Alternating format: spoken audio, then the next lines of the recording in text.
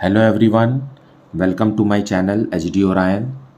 हम पढ़ रहे हैं accountancy for class 12 TS Grewal की टेक्स्ट बुक से 2024 edition volume 2 accounting for companies chapter 8 accounting for share capital. और इस वीडियो में हम पढ़ेंगे questions related to disclosure of share capital in the balance sheet with calls in arrears and calls in advance. So question number 8. Fragrances Limited was registered with a capital of rupees 5 lakh divided into 50,000 equity shares of rupees 10 each. It issued 20,000 equity shares to public for subscription. The shares were subscribed and calls were made and received except first and final call of rupees 2 on 500 shares held by Varun. Prepare balance sheet of the company showing share capital. So solution में पहले हम बनाएंगे notes to account में share capital. Share capital में हमें पहले show करना होता ऑथराइज्ड कैपिटल।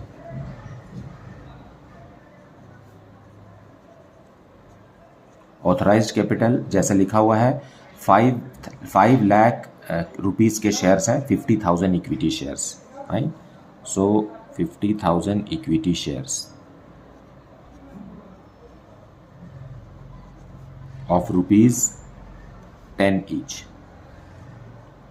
सो ये रजिस्टर्ड कैपिटल है कंपनी का, और इस रजिस्टर्ड कैपिटल में से ही थोड़ा थोड़ा कैपिटल कंपनी पब्लिक को ऑफर करती है। तो जो ऑफर होता है उसे कहते हैं इश्यूड कैपिटल। इश्यूड कैपिटल वो कैपिटल है जो कंपनी पब्लिक को ऑफर करती है कि आप ये शेयर्स खरीदिए। तो 20,000 इक्विटी शेयर्स कंपनी ने जारी किया है।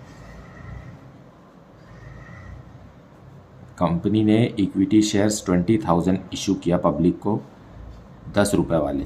सो ये हो गया 2 लाख रुपीज़ का। लेकिन पब्लिक ने खरीदा क्या? अगर खरीद लिया तो इश्यूड कैपिटल के बराबर ही सब्सक्राइब्ड कैपिटल होगा। फाइन। सो थर्ड है सब्सक्राइब्ड कैपिटल।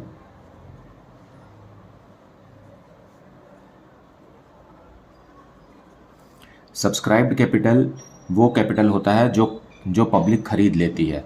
तो यहाँ पूरा का पूरा 20,000 इक्विटी शेयर्स पब्लिक ने खरीद लिया। Equity shares of rupees 10 each and fully called up. Fully called up है मतलब 10 रुपीज़ पूरा का पूरा कंपनी मांग चुकी है और 500 शेयर्स पर हमें फाइनल कॉल नहीं मिला है। तो fully called up and paid up कितना होगा? 500 शेयर्स पर नहीं मिला है मतलब 19,500 शेयर्स पर पूरा का पूरा 10 रुपीज़ मिला है। ये हो जाएगा कितना? इतना हो जाएगा। Fine. 1,95,000 and not fully paid up. Not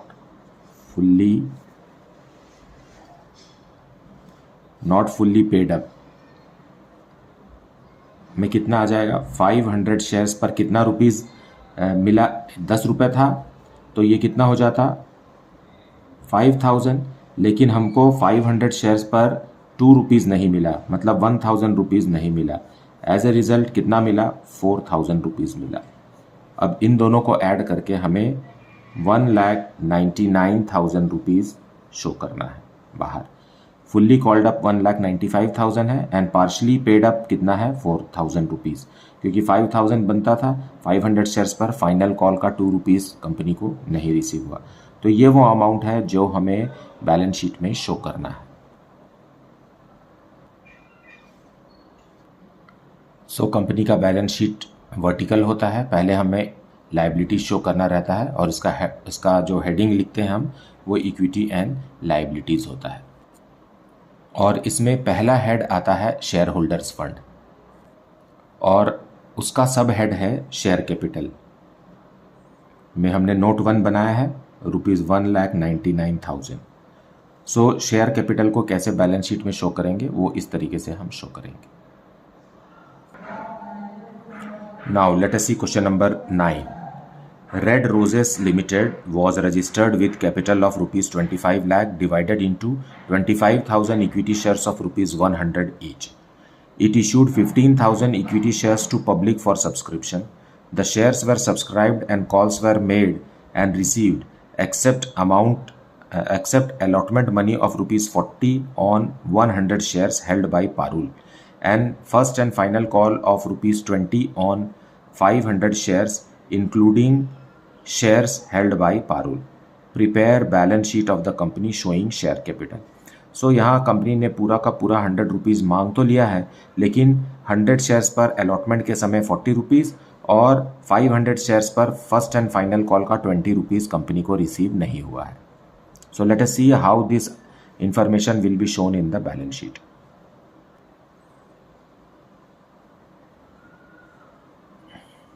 solution 9 में हम पहले नोट्स टू अकाउंट्स बनाएंगे. फर्स्ट नोट है शेयर कैपिटल का. एक ही नोट बनेगा वैसे तो, और इसमें हम लिखेंगे ऑथराइज्ड कैपिटल. हमेशा आपको नोट्स टू अकाउंट इसी तरीके से बनाना है. जो भी डिटेल्स है रिगार्डिंग शेयर कैपिटल वो हमें नोट्स टू अकाउंट में ही शो करना है. कंपनी के पास 25,000 इक्विटी शेयर्स हैं. सो यहाँ लिखेंगे हम डिटेल इसका 25,000 equity shares of rupees 100 each. तो ये रजिस्टर्ड कैपिटल है कंपनी का, लाइफ टाइम के लिए कैपिटल है, और इसमें से छोटा छोटा हिस्सा ही कंपनी पब्लिक को ऑफ़र करती है. जब ऑफ़र करती है तो उसे हम कहते हैं इश्यूड कैपिटल. मतलब आइए और हमारे शेयर्स खरीदिए. प्रोस्पेक्टस जारी करती है कंपनी और पब्लिक को बताती है कि हम इतने शेयर्स बेच रहे हैं, आपको खरीदना है तो खरीद लीजिए. तो कितना 25,000 इक्विटी शेयर्स में 15,000 इक्विटी शेयर्स कंपनी ने पब्लिक को ऑफ़र किया, और इसका डिनोमिनेशन तो उतना ही होगा 100 रुपीज़ ईच. ये हो गया 15 लाख रुपीज़. इसे भी हम ब्लॉक कर देंगे. इसे भी बैलेंस शीट में नहीं दिखाना है, सिर्फ नोट्स टू अकाउंट्स में दिखाना है. अब थर्ड जो है वो है सब्सक्राइब्ड कैपिटल. सब्सक्राइब्ड कैपिटल वो कैपिटल होता है जो पब्लिक खरीदी होती है ना. इश्यूड कैपिटल में से कितना शेयर्स पब्लिक ने खरीद लिया. तो वैसे तो पब्लिक ने पूरा 15,000 इक्विटी शेयर्स खरीद लिया, लेकिन इसमें कॉल्ड अप है 100 रुपीज़ पूरा, लेकिन पेड अप पूरा नहीं है. कितने शेयर्स पर पेड अप नहीं है? 500 शेयर्स पर पेड अप नहीं है. तो हम इसको called up and paid up है ना, सब्सक्राइब्ड में he called up and paid up ₹10. मतलब कंपनी ने 10 रुपये, नॉट 10, 100 है ना, 100 का है, 100 रुपीज़ के शेयर्स हैं. और कितने शेयर्स ऐसे हैं जिस पे 100 रुपीज़ कंपनी को रिसीव हो चुका है? वो है 14,500. 14,500 इक्विटी शेयर्स मल्टीप्लाइड बाई 100, तो ये कितना हो जाएगा? 14,50,000. अब दूसरा है कि called up rupees 100 and not fully paid up.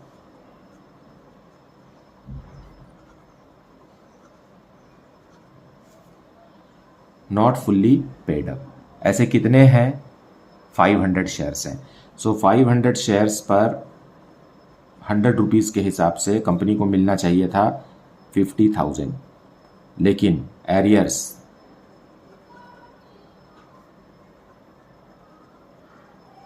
Calls in arrears कितना है ये बताएंगे हम. देखिए अलॉटमेंट के समय पे 100 शेयर्स पर कितना रुपए नहीं मिला? 40 रुपीज़ नहीं मिला. फाइन. सो 100 शेयर्स पर 100 इक्विटी शेयर्स पर 40 रुपीज़ नहीं मिला. तो कितना एरियर्स हो गया? ये 4,000 रुपीज़ का एरियर्स. तो ये माइनस करेंगे इसमें से. और दूसरा 500 इक्विटी शेयर्स पर फर्स्ट कॉल का कितना रुपए नहीं मिला? फर्स्ट कॉल कितने का था? 20 रुपीज़ का था. सो ये हो गया 10,000. मतलब 14,000 रुपीज़ कंपनी को नहीं मिला. तो 50,000 में से 14,000 नहीं मिला, मतलब 36,000 रुपीज़ कंपनी को मिला. सो बैलेंस शीट में हम क्या अमाउंट दिखाएंगे, ये दोनों अमाउंट को ऐड करेंगे क्योंकि ये तो ऊपर ब्लॉक हो गया है ना, उसको तो हमें कभी भी नहीं शो करना है। ये हो गया 86, 14,86,000। ये वो अमाउंट है जो हमें बैलेंस शीट में शेयर कैपिटल के नाम से दिखाना है। फर्स्ट हेड है शेयर होल्डर्स फंड और सब हेड है शेयर कैपिटल। इसमें फर्स्ट नोट हमने तैयार किया है और ये अमाउंट हमें 14,86,000 शो करना है। So this is how share capital is shown in the balance sheet. यहाँ पर हमें कोई भी डिटेल नहीं शो करना होता है, सारे के सारे डिटेल्स हमें नोट्स टू अकाउंट में शो करना होता है। Question number 10, East India Hotels Limited was registered with authorized capital of rupees 25 lakh divided into 2,50,000 equity shares of rupees 10 each. It issued 1,50,000 equity shares to public for subscription. The shares were subscribed and calls were made and received. First and final call of rupees 3 was not made. Paresh, holder of 5,000 shares, paid the call money along with the allotment money. Prepare balance sheet of the company showing capital, share capital. Let us see the solution. Solution 10. सबसे पहले notes to accounts बनाएंगे share capital. Authorized capital is of rupees 25 lakh divided into 2,50,000 equity shares of rupees 10 each. तो हम लिखेंगे authorized capital,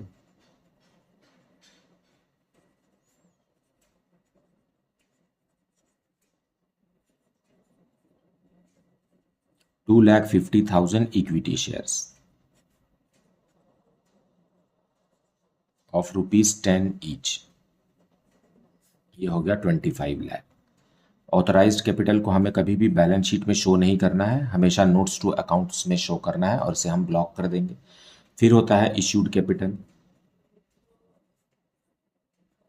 issued capital मतलब authorised capital का वो हिस्सा जो कंपनी ने पब्लिक को ऑफर किया खरीदने के लिए।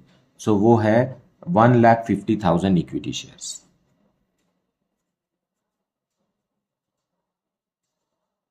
Of rupees same denomination rupees 10 each. ये हो गया 15 लाख। लेकिन पब्लिक ने खरीदा क्या है ना, इसको भी हम ब्लॉक कर देंगे और अब आगे लिखेंगे सब्सक्राइब्ड कैपिटल।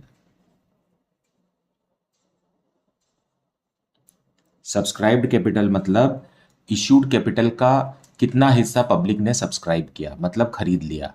फाइन, सो पूरा का पूरा खरीद लिया है यहाँ तो, है ना। And the shares were subscribed, so यहाँ सब्सक्राइब्ड कैपिटल में लिखेंगे हम क्या, 1,50,000 equity shares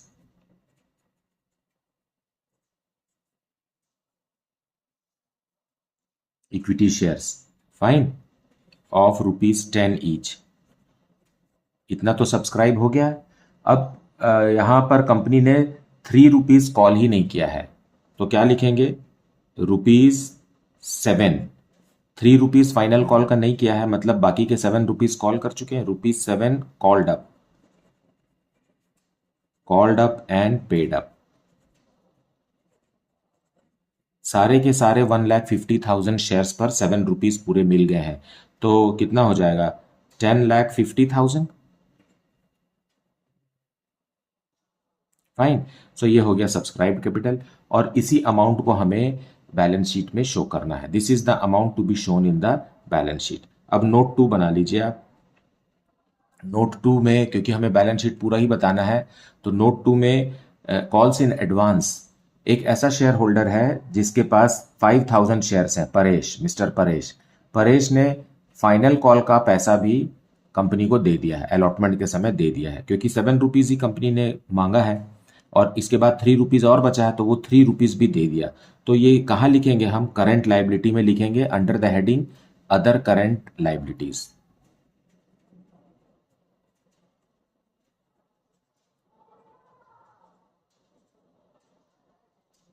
other current liabilities में लिखेंगे calls in advance.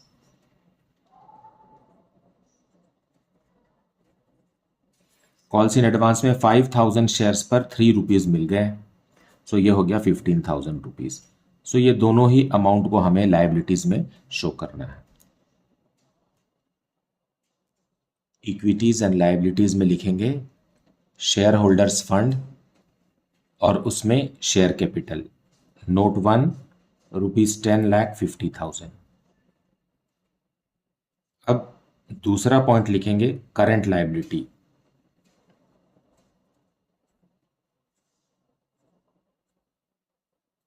Current liabilities में लिखेंगे other current liabilities,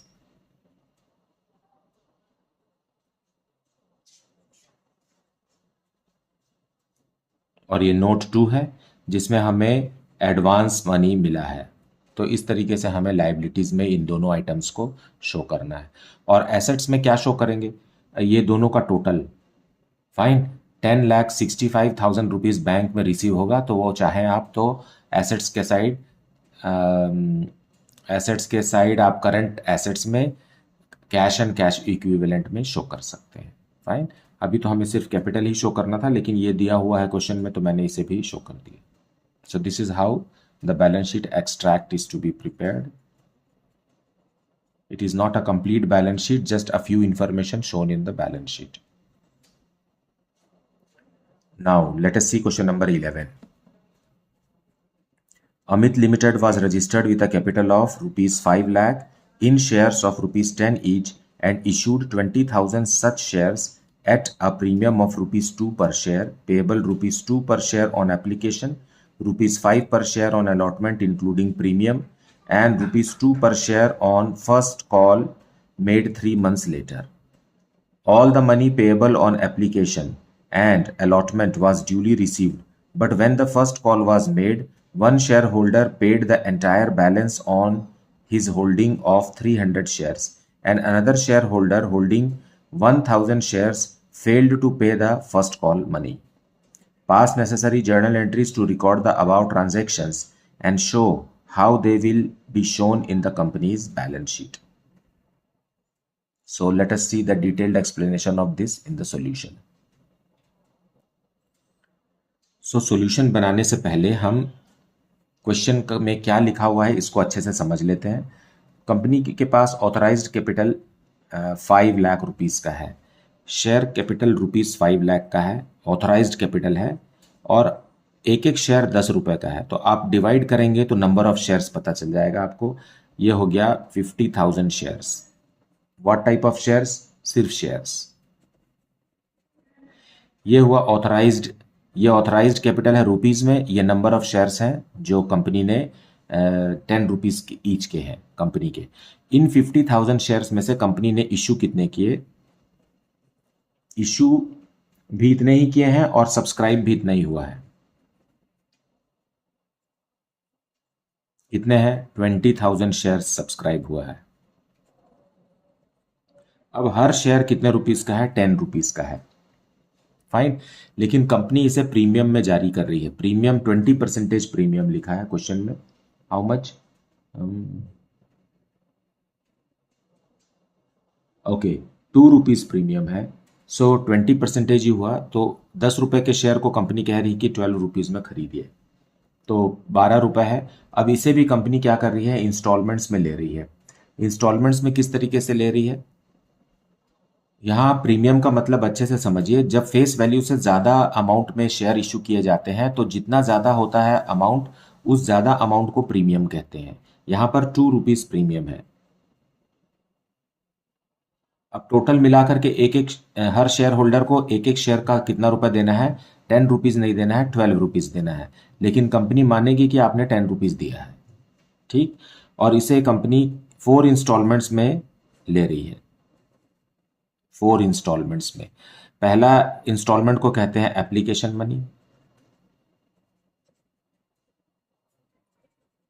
application money इसलिए कहते हैं क्योंकि ये एप्लीकेशन फॉर्म के साथ कंपनी को भेजा जाता है। हर शेयर होल्डर एप्लीकेशन फॉर्म में नंबर ऑफ शेयर्स और अपना डिटेल्स लिखकर कंपनी को भेजता है। एप्लीकेशन फॉर्म साथ में एप्लीकेशन मनी भी भेजता है। तो एप्लीकेशन मनी कितना है? ₹2 पर शेयर, ठीक। और सेकेंड इंस्टॉलमेंट जो रहता है उसे कहते हैं allotment money. Allotment money allotment money कितने रुपीज़ का है? 5 रुपीज़ का है, ऐसा क्वेश्चन में ही लिखा हुआ है। फाइन। फिर फर्स्ट कॉल कितने का है? First call is of ₹2। इसके बाद वाले इंस्टॉलमेंट को कहते हैं first call. First call money 2 rupees का है। अब second and final call, second and final call कितने का होगा? क्योंकि ये जो फर्स्ट कॉल है ये इसमें प्रीमियम इंक्लूडेड है। ये प्रीमियम रुपीज़ जो रहता है वो अलॉटमेंट के समय ही लिया जाता है हमेशा। Premium at the time of allotment, ये नियम है, ये रूल है। तो प्रीमियम का जो 2 रुपये है वो अलॉटमेंट मनी में शामिल है, इंक्लूडिंग है। मतलब 3 रुपीज़ कैपिटल का है और 2 रुपीज़ प्रीमियम का है। तो कैपिटल का अमाउंट क्या हो गया? 2 रुपीज़, 3 रुपीज़ और 2 रुपीज़, कितना हो गया? 7 रुपीज़। तो फाइनल कॉल कितने का बनेगा? 3 रुपीज़ का बनेगा। क्वेश्चन में फाइनल कॉल का अमाउंट नहीं दिया हुआ है, कह रहा है कि balance money will be the final call. तो बैलेंस मनी हमें ही फाइंड आउट करना है और वो 3 रुपीज़ का है। क्यों? क्योंकि 5 रुपीज़ जो अलॉटमेंट मनी है इसमें 3 रुपीज़ कैपिटल का है और 2 रुपीज़ प्रीमियम का है। हमेशा हमें प्रीमियम को अलॉटमेंट मनी के साथ ही एडजस्ट करना है, और जो अलॉटमेंट का जो अमाउंट दिया होता है वो हमेशा इंक्लूडिंग प्रीमियम रहता है ना। Allotment money is equal to capital plus premium. अगर है प्रीमियम तो हमेशा अलॉटमेंट के साथ ही दिया रहेगा उसमें। ठीक, तो फाइनल कॉल कितने का हुआ? 3 रुपीज़ का हुआ। ऐसा नहीं है कि आप प्रीमियम को आखिरी कॉल के साथ ले रहे हो, आपको प्रीमियम का पैसा हमेशा सेकेंड इंस्टॉलमेंट मतलब अलॉटमेंट के साथ लेना है। अब आगे क्या हुआ आगे ये हुआ कि एप्लीकेशन के समय तो 20,000 शेयर्स पर एप्लीकेशन आया, तो ऑन एप्लीकेशन कंपनी को कितना रुपीज़ मिलेगा? 20,000 शेयर्स पर 2 रुपीज़, कितना मिला? 40,000 रुपीज़ मिला। ऑन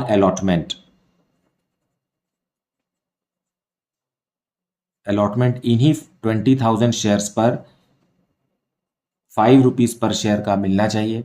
मतलब कितना रुपीज़ मिलना चाहिए? 1 लाख रुपीज़ मिलना चाहिए कंपनी को। 1 लाख रुपीज़,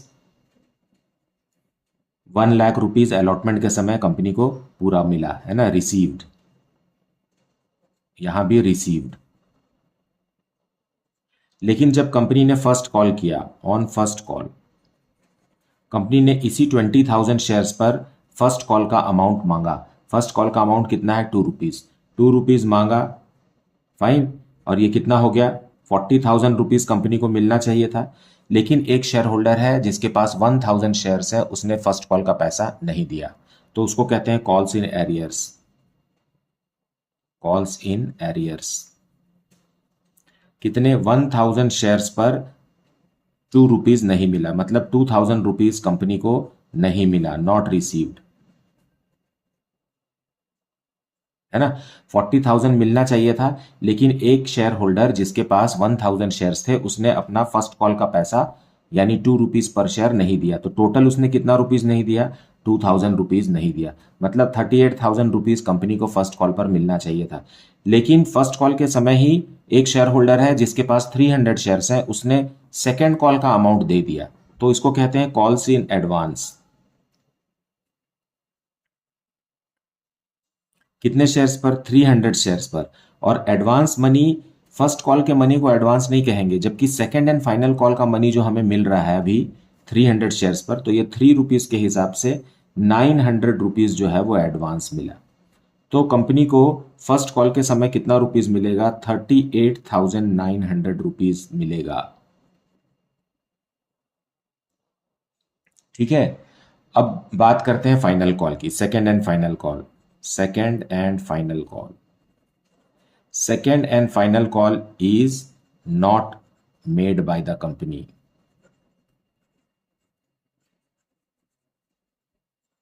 कंपनी ने सेकेंड एंड फाइनल कॉल अभी फिलहाल मांगा नहीं है, सिर्फ फर्स्ट कॉल तक। तो हमें फर्स्ट कॉल तक का जर्नल एंट्री करना है और फर्स्ट कॉल तक का ही हमें बैलेंस शीट भी शो करना है। So let us see how it is to be done. So journal entries करेंगे हम। First journal entry, application money company को पहले मिलेगा। तो बैंक अकाउंट डेबिट होगा to equity share, not equity share, it is just share, है ना, to share application account. कितने शेयर्स कंपनी ने सब्सक्राइब इशू किए हैं? 20,000 शेयर्स इशू किए हैं और पूरा का पूरा 20,000 शेयर्स सब्सक्राइब हो गया है, मतलब ₹2 पर शेयर कंपनी ने रिसीव किया। तो ये हुआ 40,000 रुपीज़ कंपनी के बैंक अकाउंट में आ गया। किस नाम से आया? शेयर एप्लीकेशन के नाम से, being application money received.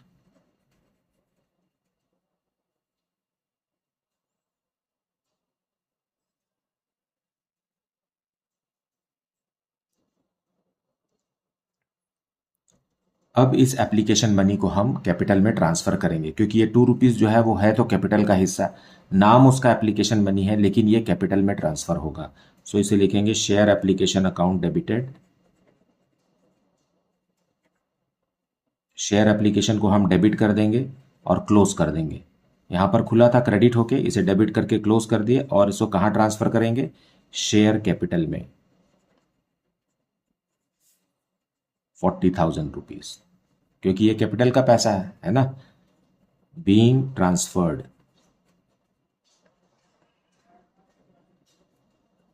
To share capital.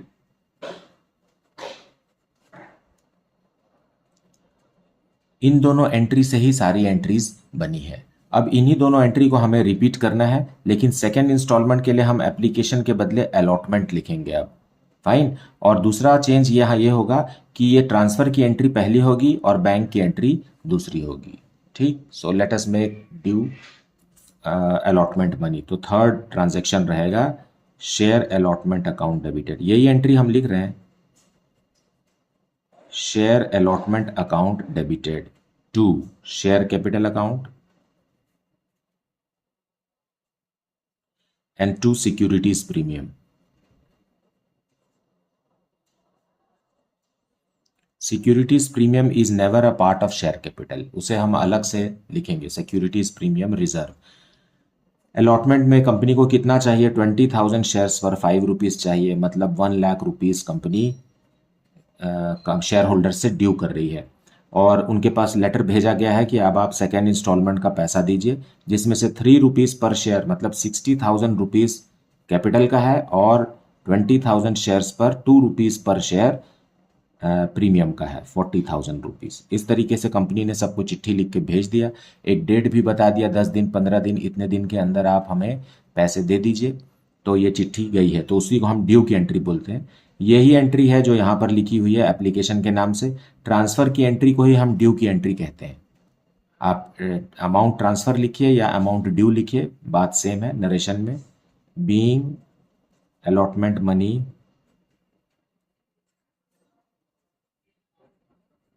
with premium due on 20,000 shares.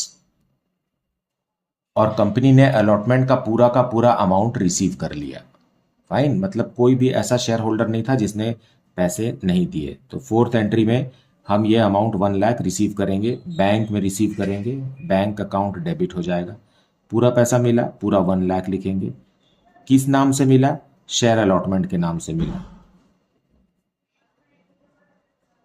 So share allotment के नाम से 1 लाख रुपीज़ क्रेडिट, और इस तरीके से शेयर अलॉटमेंट डेबिट हुआ, एक बार क्रेडिट होके क्लोज हो गया। Being amount received.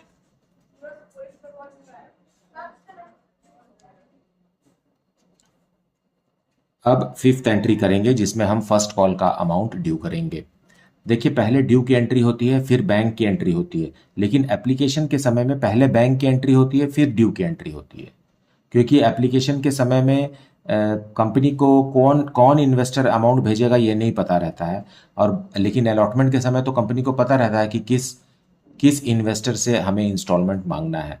तो पहले ड्यू की एंट्री होती, फिर रिसीव की एंट्री होती। तो अभी भी हम फर्स्ट कॉल के समय में भी फर्स्ट ड्यू की एंट्री पहले करेंगे।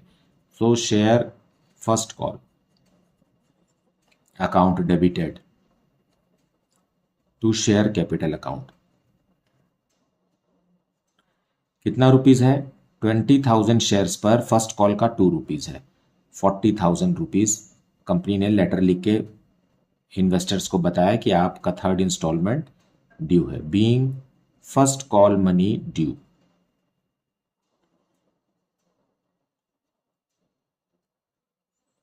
अब अमाउंट रिसीव करेंगे हम बैंक में, तो sixth entry, bank account debited. लेकिन 1000 शेयर्स पर कंपनी को फर्स्ट कॉल का पैसा नहीं मिल रहा, उसके लिए हमें calls in arrears account debit करना पड़ेगा, calls in arrears. Fine, to share first call. और हमें एडवांस भी मिल रहा है, तो एडवांस हमेशा क्या होता है, क्रेडिट होगा, to calls in advance.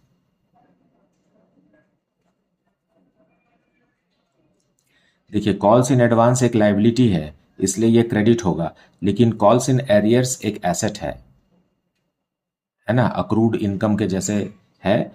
Calls in arrears मिलना चाहिए था लेकिन नहीं मिल रहा, इसलिए इसे हमें डेबिट करना है। तो एरियर्स में कितने शेयर्स पर नहीं मिल रहा, 1000 शेयर्स पर ₹2 नहीं मिल रहा है, यही ₹2, मतलब 2000 रुपीज़ का एरियर्स है। लेकिन 300 रुपीज़ पर, नो 300 शेयर्स पर ₹3, जो कि नेक्स्ट कॉल का पैसा है, सेकेंड एंड फाइनल कॉल का अमाउंट कितना है, ₹3। सो हम इसलिए 300 शेयर्स को 3 से मल्टीप्लाई करेंगे और ये होगा ₹900। शेयर फर्स्ट कॉल कितने से डेबिट हुआ है, देखिए तो 40,000 से, तो यहाँ भी 40,000 से ही क्लोज कर दीजिए। अब इन दोनों को जोड़ के 2000 लेस कर दीजिए, ये आ जाएगा 38,900। तो बैलेंसिंग फिगर को आप बैंक में लिख दीजिए, है ना। एक तो 2000 रुपीज़ नहीं मिला 40,000 में से, और दूसरा 900 रुपये और मिल गया, तो 38,900 ही आएगा। अब नरेशन लिखिए, being first call money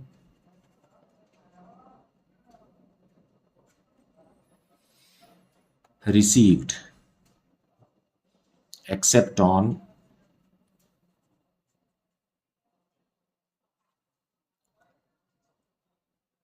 except on 2000 shares with advance on 300 shares।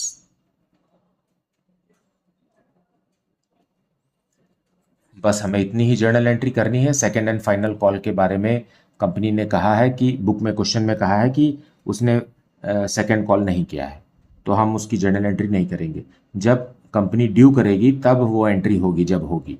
अभी फ़िलहाल हमें इतने को ही जर्नल एंट्री करना था और इतने ही इंफॉर्मेशन का हमें बैलेंस शीट बनाना है। So let us see the balance sheet now. पहला नोट बनाएंगे शेयर कैपिटल का, ऑथराइज्ड कैपिटल।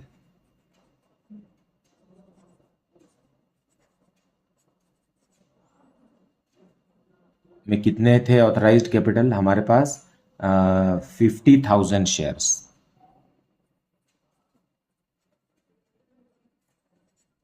ऑफ ₹10 ईच, ये हो गया 5 लाख, ब्लॉक कर दीजिए।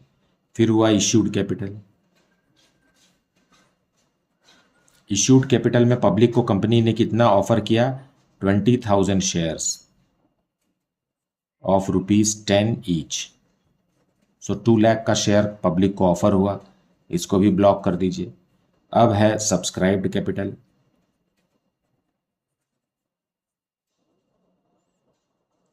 सब्सक्राइब्ड कैपिटल कितना है, 20,000 शेयर्स ही बिके हैं, है ना, ऑफ ₹10 ईच। कॉल्ड अप कितना है, ₹7 पर share. Fine, so called up and paid up, हमें ये बताना है। तो 19,000 शेयर्स पर ₹7 called up and paid up है।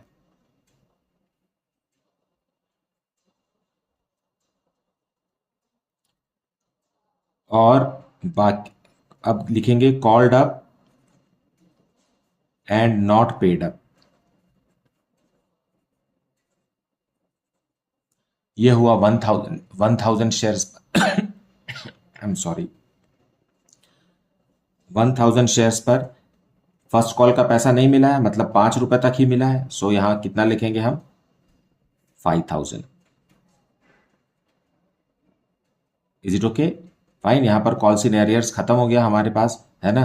कॉल्स इन एरियर्स कैसे एडजस्ट हो गया, 2000 रुपीज़ हमने यहाँ पर शो नहीं किया है। फाइन, उसको अगर शो करेंगे तो कैसे शो करेंगे, ये इसको 7 से मल्टीप्लाई कीजिए तो ये हो गया 7000 लेस एरियर्स। एरियर्स कितना है, 1000 इंटू 2, तो ये हो गया 2000 रुपीज़ इसमें से लेस। तो इस तरीके से भी अगर आप देखें तो 5000 रुपीज़ ही आएगा। तो इस तरीके से आपको शेयर कैपिटल में कितना रुपीज़ दिखाना है, 1,38,000 रुपीज़ आपको शेयर कैपिटल में दिखाना है। ये बन गया फर्स्ट नोट। अब सेकेंड नोट बनाएंगे related to reserve and surplus.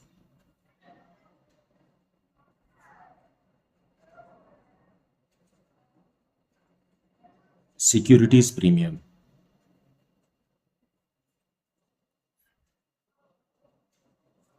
$20,000 shares पर कंपनी ने ₹2 पर शेयर प्रीमियम लिया है, और जो सबों ने दे दिया है, क्योंकि अलॉटमेंट के समय तो सबों ने दे दिया था पैसा।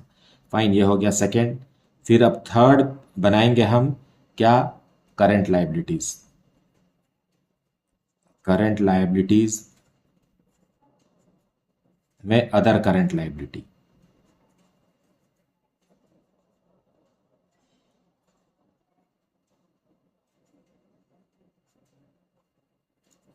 एडवांस मनी जो हमको मिला है ना, एडवांस कितना मिला है, 300 शेयर्स पर ₹3 के हिसाब से ₹900 एडवांस मिला है। ओके, तो ये थर्ड नोट बन गया। अब फोर्थ नोट भी बना लीजिए आप। फोर्थ नोट क्या रहेगा, current asset. Current asset head है और सब हेड है cash and cash equivalent.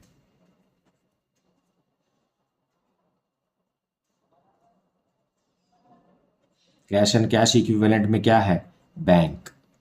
Fine, अभी आपने जो जर्नल एंट्री किया है उसका सारे बैंक को ऐड कीजिए, जो डेबिट डेबिट में बैंक दिख रहा है उन सबको ऐड कीजिए, आपको टोटल अमाउंट मिलेगा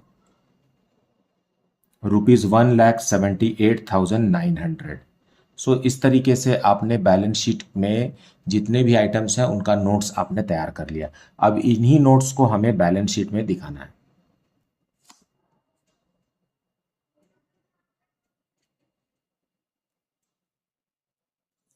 शेयर होल्डर्स फंड में फर्स्ट है शेयर कैपिटल।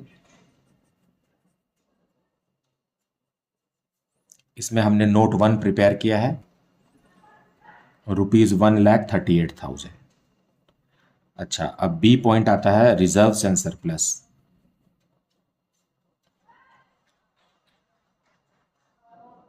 हमने नोट 2 तैयार किया है और इसमें है ₹40,000।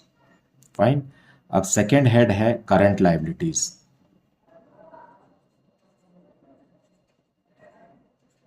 करंट लायबिलिटीज में हमने लिखा है अदर करंट लायबिलिटीज।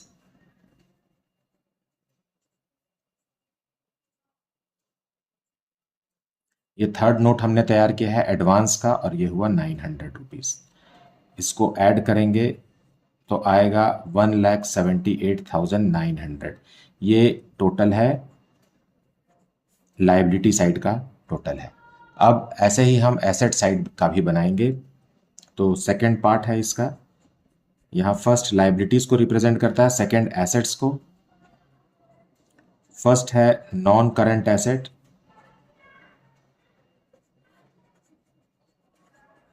इसके बारे में कंपनी में कोई जानकारी नहीं है, आप इसे नहीं भी लिखेंगे तो चलेगा, है ना। जितना जानकारी है बस उतना ही लिखना है। दूसरा होता है करंट एसेट। करंट एसेट में हमने बनाया कैश एंड कैश इक्विवेलेंट।